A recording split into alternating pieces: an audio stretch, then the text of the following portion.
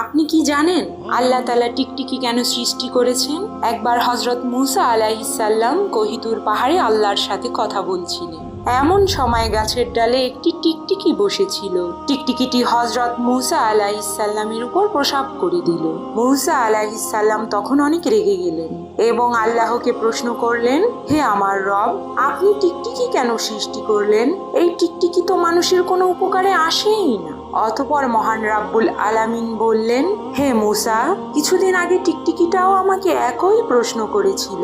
হে আমার রব, আপনি মূসাকে কেন বানিয়েছেন? তিনি তো আমার কোনো কাজেই আসে না এবং সে আমাকে আপনার কোনো কথা শোনায়ও না। এটা শুনে হযরত মূসা আলাইহিস সালাম ভেতরে ভেতরে অনেক লজ্জিত হলেন। তখন আল্লাহ তাআলা বললেন, মূসা, আমি উদ্দেশ্য ছাড়া কোনো কিছুই দুনিয়াতে সৃষ্টি করিনি। আমার প্রত্যেকটা সৃষ্টির পেছনে কোনো না কোনো উদ্দেশ্য রয়েছে। সুবহানাল্লাহ।